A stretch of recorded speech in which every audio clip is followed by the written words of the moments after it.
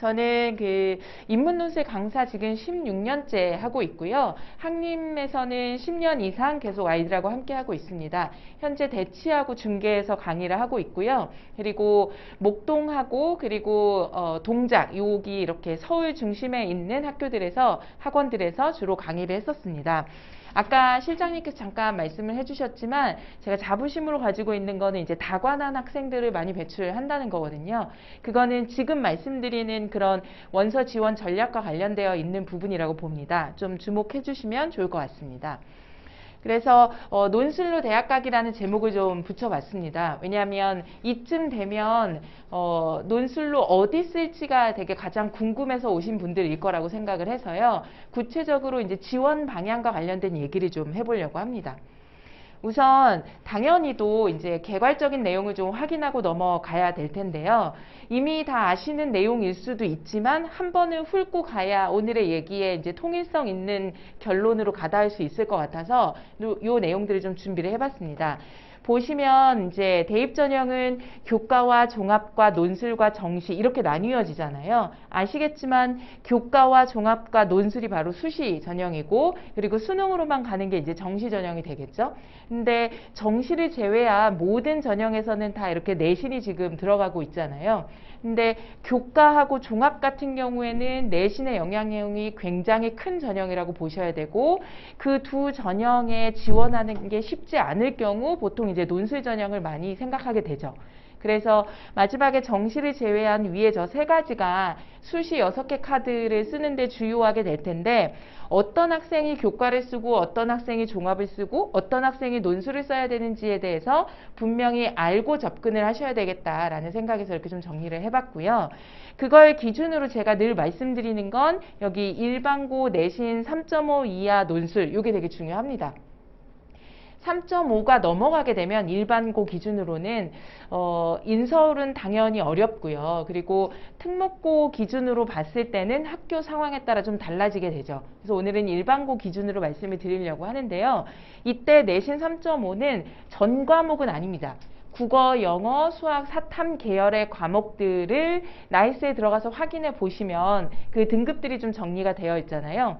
그때 3.5 이하다라고 하면 사실상 저기 첫 번째 나와 있는 교과 전형으로 인서울은 불가능하고요. 그리고 종합 전형으로도 사실상 어렵다고 봐야 합니다. 일반고 기준으로는요. 그렇기 때문에 저 네 가지 전형으로 대학을 간다고 했을 때 교과하고 종합으로는 3.5 안에 들어오는 학생이 아닌 이상은 사실상 수시 전형에서 활용할 수 있는 전형은 없는 거죠.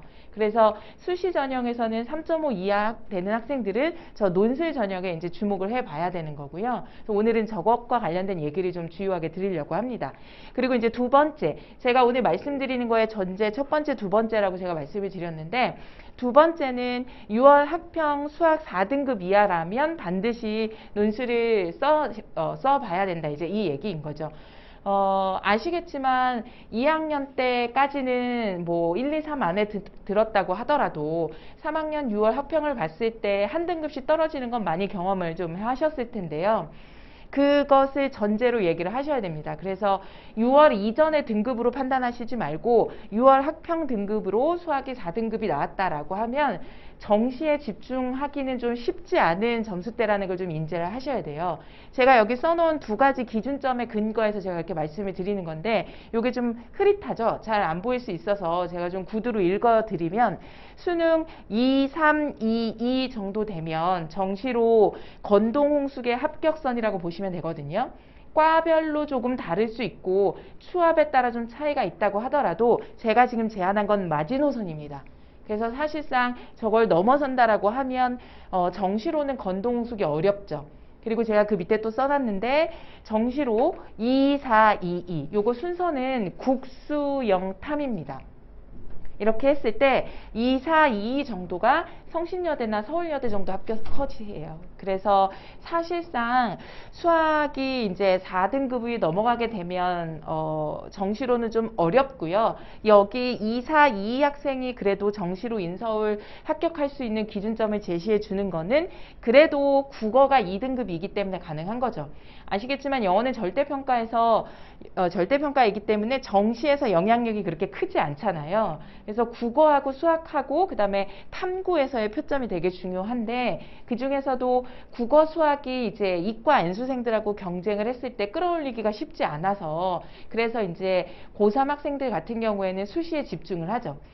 수시에 집중한다고 했을 때 저 교과 종합 논술로 해야 되지만 아까 말씀드린 대로 3.5 이하라고 한다면 사실상 교과나 종합은 그 학생이 쓸 수 있는 카드로 볼 수는 어렵기 때문에 지금 이 두 가지 조건에 해당된다라고 하면 논술은 필수입니다. 그래서 이제 그 전형을 어떻게 잘 활용할 것인가를 오늘 좀 말씀을 드리려고 합니다.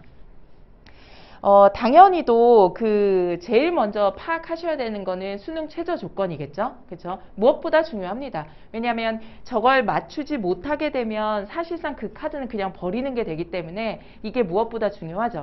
근데 2023 수능 최저를 지금 보시면 세계 합 5가 가장 높습니다. 최저가 있는 학교 중에서는. 그리고 최저가 있는 학교 중에서 제일 낮은 학교는 여기 지금 하나 3에 해당되는 서울여대입니다. 근데 이제 서울여대 같은 경우도 사탐을 제외하고 국영수 중에서 하나 3이거든요. 36대는 탐구까지 포함해서 3이기 때문에 조금 여유가 있지만 국영수 중에서 하나 3은 사실 정시로 인서울이 어려운 학생한테는 좀 어려운 경우일 수도 있죠. 그래서 여기 나와 있는 이 다양한 스펙트럼들을 좀 잘 고려를 하셔야 될 것 같고요. 그래서 세계합 6에 해당되는 성대, 중대, 이대 중에서도 성대의 가장 큰 특징은 중대나 이대는 국어, 영어, 수학, 사탐 4개 영역 중에 세계합 6이지만 그 성대 같은 경우에는 탐구의 2가지 영역을 독립적인 영역으로 다 인정을 해줍니다. 그래서 같은 3합 6이라고 하더라도 성대가 중대나 이대에 비해서는 최저 조건가 조금 더 여유 있는 거죠. 그래서 이런 학교별 특징을 잘 파악을 하셔야 되는 거고요. 서강대는 세계합 7, 홍익대는 세계합 8, 그리고 외대도 모든 계열이 다 2개합 4인데 LD, LT 학과만 2개합 3입니다. 그래서 지원하려고 하는 학과와 계열에 따라 조금씩 차이가 있는 거를 반드시 모집 요강에서 확인을 하셔야 되고요. 또 2개합 5에 해당되는 학교로는 이제 건대, 동대, 경희대, 숙대, 세종대가 있습니다. 사실상 인문에 해당되는 학과로 지원하려고 하는 우리 학생들 중에서는 이것을 목표로 하는 학생들이 제일 많아요. 아이들이 세계합 6 맞추기가 요즘 너무 어렵잖아요. 수학으로 못 맞추는 건 이제 좀 수용을 한 것 같은데 사실 수학 잘하는 애들이 국어도 잘 하거든요. 그래서 국어 수학이 사실 이과 N수생들이 1등급을 거의 다 차지하고 있기 때문에 문과 학생들이 3합 6 맞추기가 너무 어렵고 그래서 요즘에 문과 학생들이 현실적으로 목표로 하는 건 2개합 4나 2개합 5 정도라고 좀 보시면 될 것 같고요. 여학생들의 경우에는 여기 2개합 7에 해당되는 성신여대나 덕성여대나 동덕여대 혹은 뭐 연대 미래 정도까지도 이제 생각을 해볼 수 있는 거죠. 그래서 각자가 여기서 맞출 수 있는 최저 조건을 우선 고려를 하셔야 되는데요. 제가 저 위에 써놓은 것처럼 반드시 6월 학평 기준으로 생각을 하셔야 됩니다. 그 이전으로 생각해서 너무 희망 회로를 돌렸다가 카드를 날리게 되는 경우가 워낙 많이 있기 때문에 6월 학평 이미 성적표 다 나왔잖아요. 그리고 어제 7월 모의고사도 아이들이 봤고요. 그래서 6월 학평 나온 내용과 7월 모의고사 가채점 결과로 예상 가능한 등급을 다 고려해 봤을 때 이 등급으로 적정 등급을 체크를 하셔야 됩니다. 그거를 이제 다 고려하신다고 해도 조금 염려가 되신다면 여기 최저 없는 대학도 있으니까 여기를 좀 생각을 해보셔야 됩니다. 가톨릭대, 경기대, 단국대, 인하대, 광운대, 아주대, 한양대, 연대 이렇게 다양한 학교들이 또 최저 없는 대학으로 존재하고 있으니까 아까 말씀드렸던 수시 여러 가지 그 전형 중에서 논술로는 다양한 학교에 지원해 볼 수 있다는 점을 좀 명심해 보시면 좋을 것 같고요. 구체적으로는 이렇게 좀 생각을 해보셔야 됩니다. 제가 제일 많이 말씀을 드리는 건데요. 아까 내신 3.5 이하는 필수 전형이라고 말씀을 드렸잖아요. 근데 3.5에서 6등급까지, 6.9도 6등급이잖아요. 그 등급까지, 이거는 아까 말씀드렸던 것처럼 국영수사 기준입니다. 전 과목 아니고요.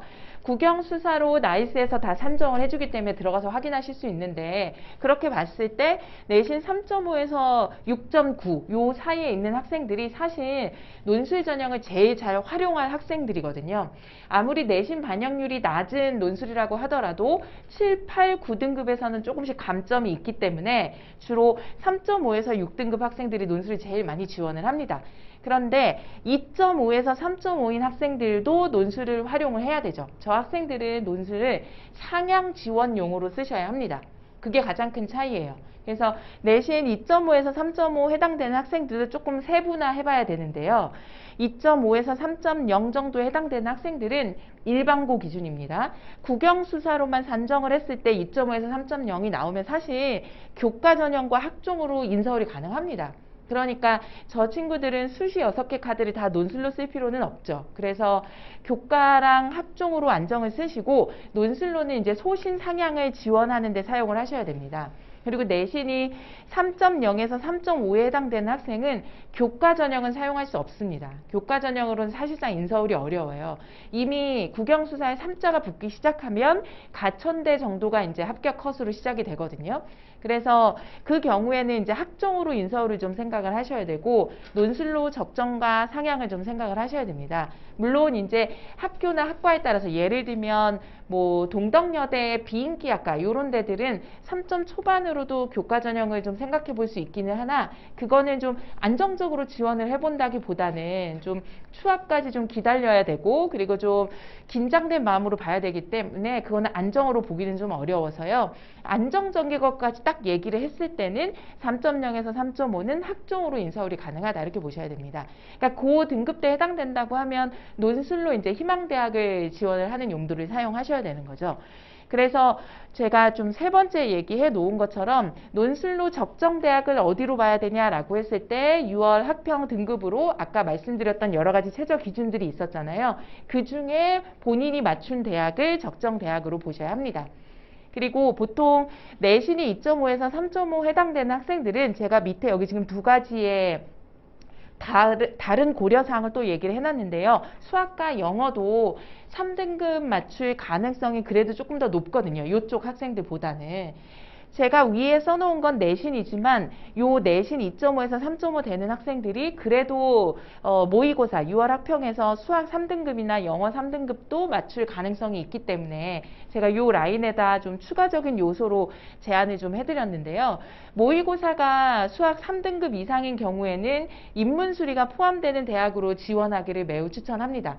아무래도 문과 학생들이 수리 논술이 들어가는 것을 좀 두려워하기 때문에 상대적으로 경쟁률이 조금 낮아질 가능성이 높고 그리고 실제 경쟁률을 못 맞추는 경우도 좀 높기 때문이거든요. 그래서 2.5에서 3.5는 논술을 보통 상향용으로 쓸 텐데 그 상향용으로 쓴다고 했을 때 조금이라도 합격 가능성을 높이려면 수학이 3등급 이상인 경우 1, 2등급일 리는 거의 없을 테니까 보통 3등급일 거예요. 그 정도 된다면 연대나 아니면 한양대 상경, 그리고 중대 상경, 이대 상경, 건대 상경, 경희대 사회, 그리고 숭실대 상경 요 중에서 6개 카드 중에 하나 정도는 좀 사용하시는 걸 좀 제가 권해드립니다. 그리고 저 학교들 중에서도 아까 말씀드렸던 것처럼 최저 조건이 다 다르잖아요. 그러니까 수학이 3등급 정도 되는데 최저 조건에 해당되는 학교를 하나 정도 포함시키면 아무래도 합격 가능성이 좀 높아지겠죠. 그리고 또 모의고사 6월 학평 기준으로 영어 3등급 이상이다라고 하면 영어 제시문이 포함되는 논술에서도 충분히 좋은 역량을 보일 수 있는 학생이라고 판단을 해요. 그래서 그런 학교는 세 학교입니다. 여기 써놓은 것처럼 연대. 연대는 수학이랑 영어가 다 포함되기 때문에 사실상 최저가 없다고 보기 어려워요. 문제 중에서 수리와 영어 제시문으로 다 걸러지는 거기 때문에. 그래서 이제 연대는 저기에 포함시켰고요. 그 다음에 또 다른 이대 인문과 외대 인문이요. 그래서 저 두 개 계열은 영어 제시문이 포함되기 때문에 영어를 모의고사에서 한 3등급 정도 받는다라고 하면 저 두 개 학교를 그 원서 쓰는데 넣어서 한다면 아무래도 합격률이 조금 더 높아질 가능성이 있습니다. 아이들이 싫어하는 요소들이 있어요. 뭐냐면 수능 전에 논술 보는 거. 아무래도 연습량이 부족하니까 자신감이 떨어지잖아요. 그리고 인문수리가 들어가는 거. 그리고 또 영어 제시문이 들어가는 거. 그리고 여대인 거. 이러한 것들이 조금 포함되면 아무래도 실질 경쟁률이 조금이라도 훨씬 낮아집니다. 그렇기 때문에 거기에 해당되는 것 중에서 우리 자녀가 부담스러워하거나 아니면은 하기 싫어하는 요소가 없다면 그것은 반드시 포함시켜서 원서를 쓰게 하시는 게 좋습니다. 그리고 또 이쪽을 한번 봐주시면 내신 3.5에서 6등급 정도에 해당되는 학생들이 아마 저는 대부분일 거라고 생각을 합니다. 일반고 기준이요. 이렇게 봤을 때는 논술로 6논술을 다 써야 되는 학생이 맞습니다. 이거는 뭐 선택의 여지가 없어요. 아까 말씀드린 대로 3.5를 넘어서면 이미 교과랑 종합으로는 인서울이 안 되기 때문에 지금부터 인서울이 안 되는 걸 원하면서 원서를 쓰진 않을 거잖아요. 그러니까 그러려면 인서울 이상을 하려면 논술 6개 카드를 다 쓸 수밖에 없습니다. 네, 대부분 그렇게 가요. 그래서 인문 논술을 지원해야 되는 학생들은. 그래서 논술로 안정과 적정과 상향을 모두 써야 되고요. 이때 자기가 적정이라고 해당되는 학교는 아까 말씀드린 것처럼 6월 합평 등급으로 최저를 맞춘 학교 이렇게 보셔야 되고요. 그 다음에 내신 3.5에서 6등급에 해당되지만 모의고사 등급 합평 기준으로 했을 때 수능 최저 있는 학교들을 아예 못 맞추는 경우들도 종종 있죠. 그래서 수능 최저 조건을 미준수할 경우에는 이제 최저 조건 없는 학교 위주로 쓸 수밖에 없습니다.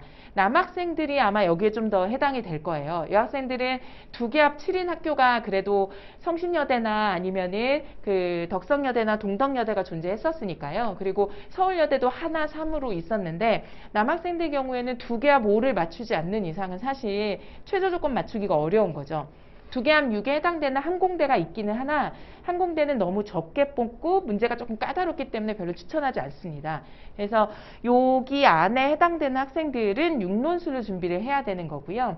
그 다음에 내신 3.5에서 6등급에 해당되는 학생들 중에서 수학이 그래도 4등급인 학생 3등급 정도 되면 제가 저쪽에서 말씀드린 것처럼 인문수리가 포함되는 대로 써보는 걸 추천하지만 4등급 정도부터는 그래도 인문수리가 포함되는 거에 학생들이 좀 부담을 느끼거든요. 근데 그 학생들이 그래도 수학이 5, 6등급인 학생들보다는 수학 실력이 조금 안정된 있는 학생들이잖아요. 그 학생들은 약수령 대학도 고려해 보시면 좋습니다. 약수령은 국어 6문제, 국어 9문제, 그리고 수학 6문제 이렇게 해가지고 내신에서 출제하는 그런 주관식 정도의 문제로 내거든요. 그래서 일반적인 논술하고 조금 다릅니다. 그래서 약술이라고 표현을 하는데요. 간단한 서술, 기술 정도에 해당되기 때문에 일반 논술하고 조금 다른데 다만 수학의 문제도 6문제나 총 15문제 중에 한 6문제 정도 들어가기 때문에 5, 6등급에 해당되는 학생들은 좀 부담스럽거든요. 근데 수학이 4등급이다라고 하면 약수령도 한번 해볼 만한 거죠. 약수령에 해당되는 학교는 가천대, 서경대, 삼육대, 수원대 등이 있습니다. 그래서 여기 조건에 해당된다면 요 학교들도 좀 생각을 해보십사 좀 말씀을 드리고요. 특히 가천대나 삼육대 같은 경우에는 내신 3.5가 넘어서면 사실 교과나 종합으로는 못 쓰는 학교이니까 요 약수령을 활용해 보시는 게 또 좋은 방법이 될 수 있습니다. 자, 요것도 오늘 좀 제가 말씀을 드리고 싶었어요. 대입 실패의 흔한 이유를 제가 한 4개 정도로 좀 정리를 해봤거든요. 생각보다 너무 당연한 내용인데도 잘 안 지켜지는 경우가 있기 때문에 제가 요쯤에서는 학생과 학부모님들께 좀 많이 강조해서 드리는 부분이에요. 첫 번째는 대학별 모집용학을 정확하게 반영하지 않은 지원이 생각보다 있습니다. 그래서 제가 아까 말씀드린 대로 내신 반영 비율과 수능 최저 조건과 인문수리 반영 학과, 영어 재시문 반영 학과, 그리고 시험 일정 등을 고려하셔야 됩니다. 저것들에 대한 대학별 구체적인 내용은 지금 그 드렸던 논술 백서에 다 저희가 안내를 해놨거든요. 학교별 페이지, 첫 페이지 딱 펼쳐보시면 목차가 나와 있는데 목차에 학교별 소개가 다 있으니까 각 학교, 관심 있는 학교의 페이지로 들어가서 보시면 구체적인 내용들 보실 수 있고요.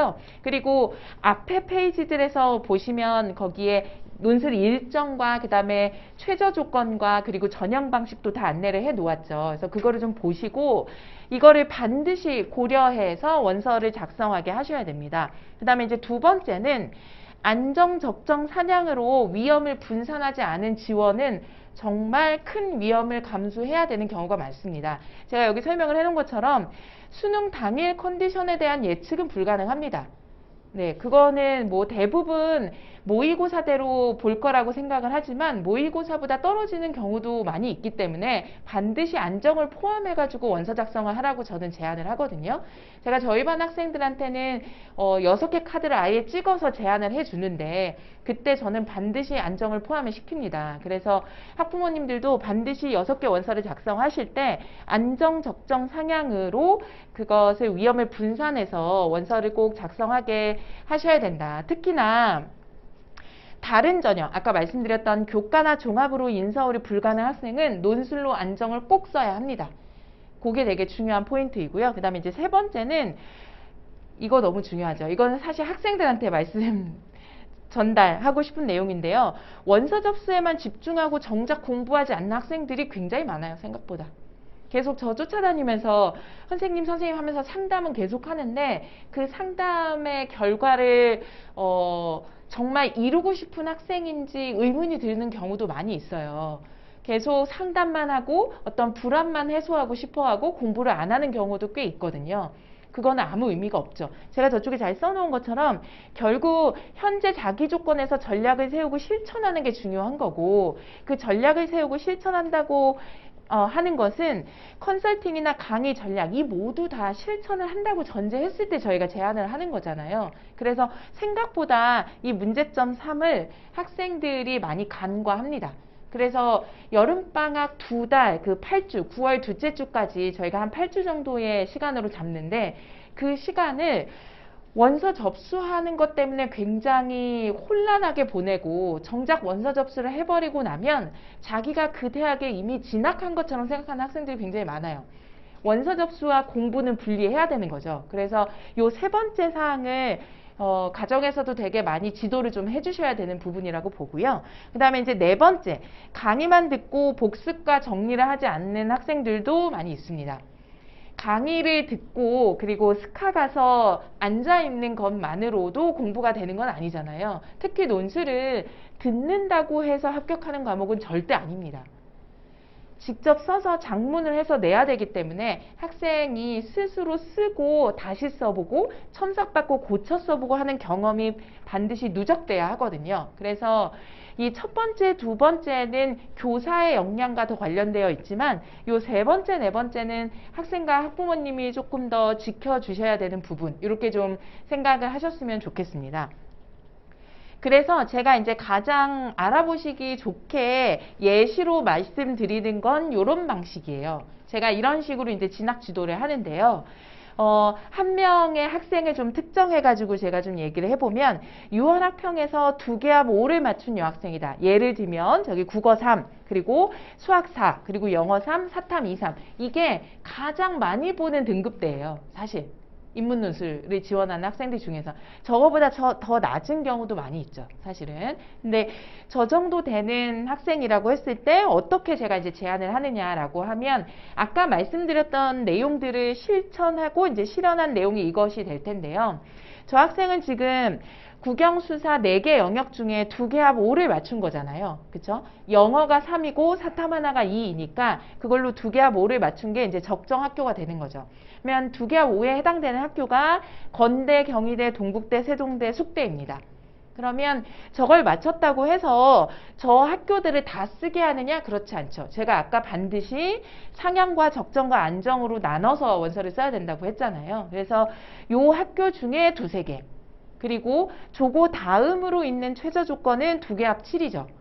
네, 제가 저기 여학생으로 특정했기 때문에 이렇게 얘기를 한 거고요. 남학생인 경우에는 이제 항공대까지도 생각해 보셔도 됩니다. 근데 2개합 7에 해당되는 학교가 이제 성신여대, 덕성여대, 동덕여대이고요. 하나 3개인 학교가 이제 서울여대가 하나 더 있죠. 그 중에서 이제 선택을 하면 되는 거죠.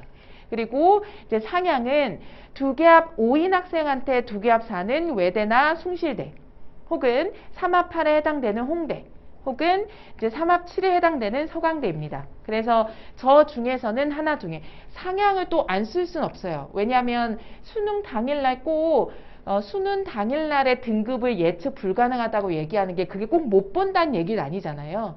덜어는 또 상승하는 학생들도 있긴 있습니다. 그걸 고려해서 원하는 학교를 지원 못하게 했다가 나중에 학생 스스로 되게 자책하거나 원망하는 경우도 있기 때문에 그러한 결과적인 부분도 고려하고 또 공부하는 동안에 동력으로 작용하기 위해서 상향도 저는 한두 개 정도 좀 제한을 하는 편이에요. 그래서 요렇게 6개 카드를 사용하게 하되 학생이 정시로 인서울이 되게 좀 확실한 학생들, 그런 학생들 같은 경우에는 안정 말고 적정과 상향 위주로 좀 쓰게 하기도 하죠. 근데 이 확실하다는 표현은 그동안의 모의고사가 계속 인서울 이상이 가능한 컷이 나와줬다는 게 분명한 경우 같이 매우 제한적인 경우입니다.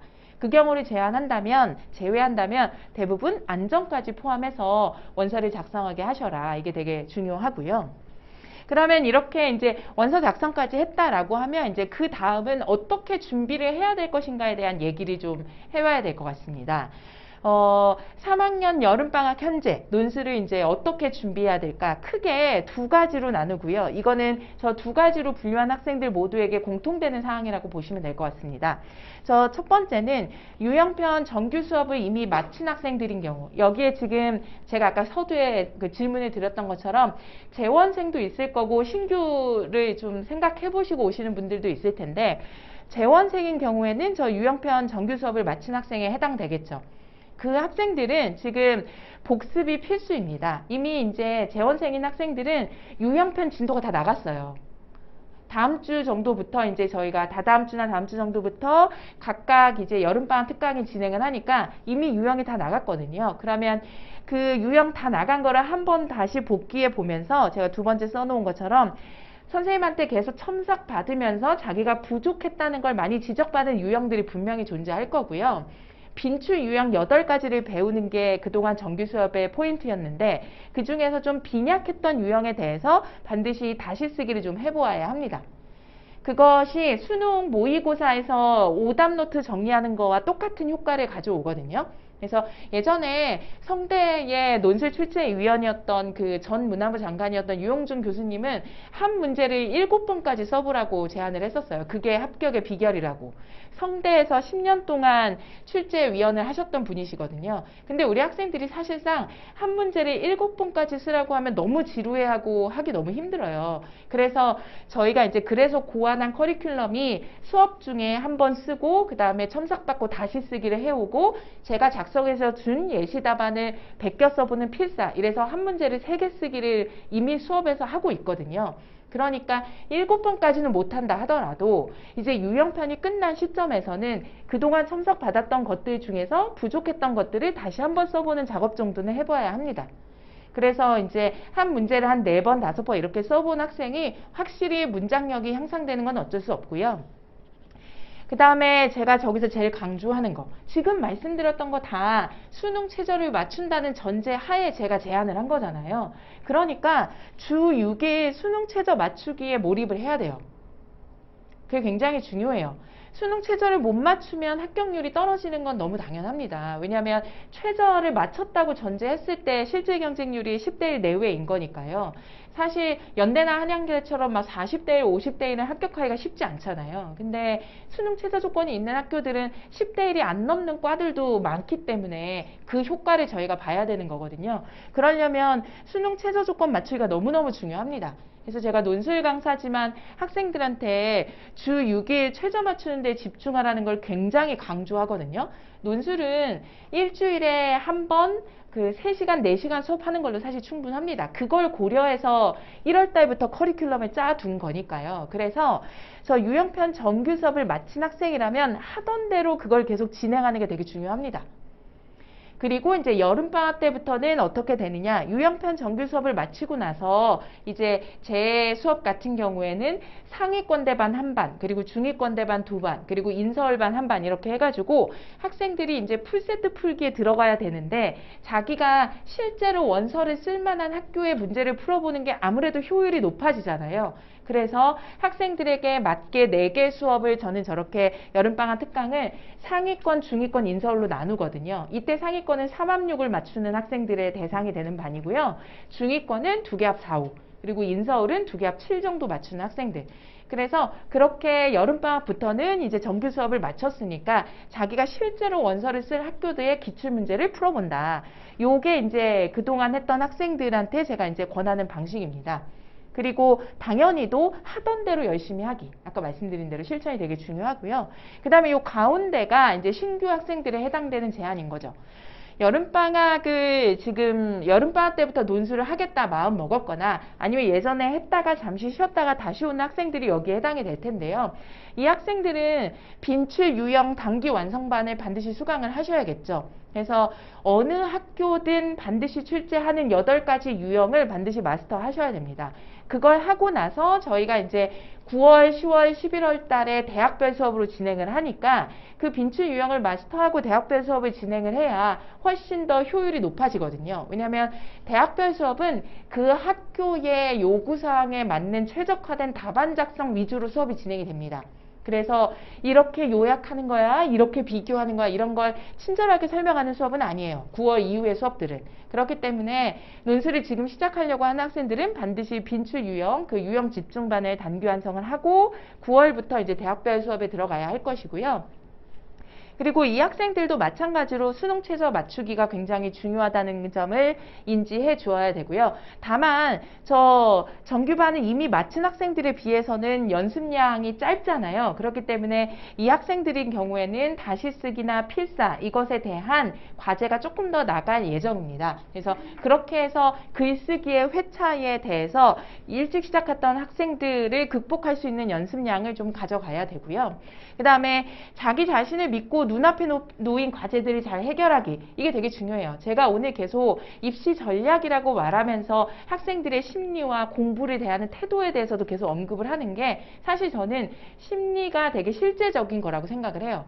결국 공부는 그 아이들이 하는 거고 그 아이들이 시험을 보러 가는 거기 때문에 그 태도가 굉장히 중요하거든요. 그래서 이후에 입시 전략에서 그걸 놓고 얘기할 수는 없고요. 그다음에 이런 말씀들을 드리면 아니 저렇게 유형편 정규반 수업을 다 마친 학생들하고 대비해서 봤을 때 이제 시작하는 학생들이 과연 될까요? 이런 질문들 진짜 많이 하시는데요. 근데 제가 거기에 대해서 늘 드리는 말씀은 3.5 이하를 만약에 넘어간다라고 하면 다른 방법이 없습니다. 네, 지금이라도 시작을 해야 되는 거죠. 안 하게 되면 수시 6개 카드를 그냥 버리게 되는 거거든요. 그렇기 때문에 그건 사실 질문해야 될 것이 아니라 그냥 자연적인 질서나 조건처럼 받아들이고 지금부터 어떻게 해야 될 건지를 고민하셔야 됩니다. 그래서 이렇게 2가지로 좀 나눠서 제가 좀 많이 말씀을 드리고요. 저 2개로 그러니까 이미 유형편에 다 마쳤건 아니면 2번부터 시작했던 그 2계열 모두에게 공통되는 사항은 절대 무리하지 않는다는 거예요. 지금부터 각성하고 6월 모의고사 성적표가 나왔고 7월 모의까지 봤더니 큰 변화가 없다는 걸 깨달아서 이제 아이들이 막 오기 시작하거든요. 그래서 막 무리하기 시작해요. 근데 무리하면 안 됩니다. 무리하면 안 되고 일정한 일정을 가지고 계속해서 지속적으로 하던 대로 공부를 하는 게 굉장히 중요하고요.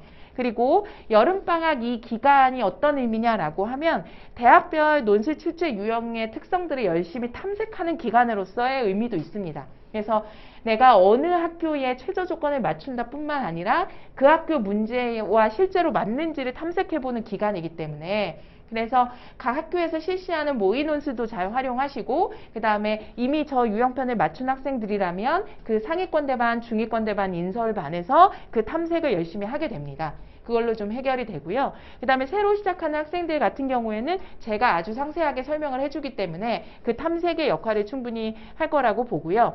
그리고 월별 목표를 세우고 학습량으로 공부 계획을 세우라는 말씀을 꼭 드리고 싶어요.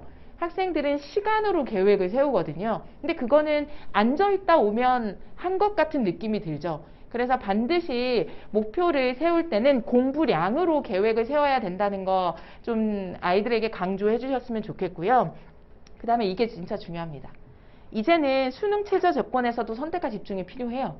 3학년 1학기까지는 계속 수학을 못 놓고 그래도 이거 해야 되는 거 아닌가 하는 학생들이 있어요. 근데 제가 좀 단호하게 말씀드릴 수 있는 건 6월 학평에서 4등급이 안 나왔다 수학이. 그럼 버리셔도 됩니다. 버리셔도 돼요. 오를 리가 거의 없어요 사실은.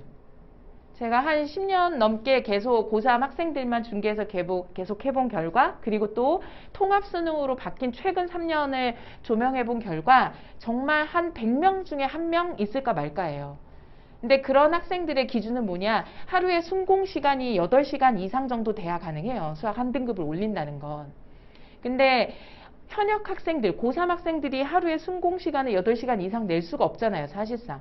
그래서 그거는 N수생들에게는 좀 가능할 수 있지만 고3 학생들이 사실 현재 수학을 학평에서 4등급이 나왔는데 3등급이 된다? 이런 일은 사실 거의 없다는 걸 알고 계시면 될 것 같아요.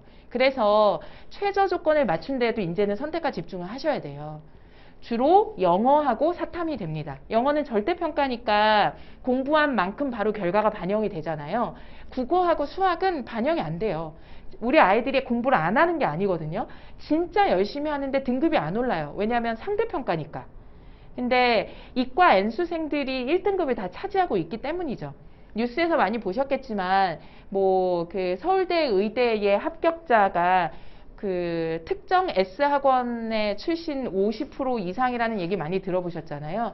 이런 아주 기이한 현상이 일어나고 있다는 건 결국 수학이란 얘기거든요. 그래서 의대나 약대나 아니면 간호대나 여기를 지원하기 위해서 재수, 삼수하는 1등급짜리 이과 아이들이 많이 있습니다. 그래서 수학이 사실 등급 올리기가 굉장히 쉽지 않아요. 그래서 그것에 영향을 받지 않는 영어, 그리고 그 학생들은 과탐을 선택하니까 사탐.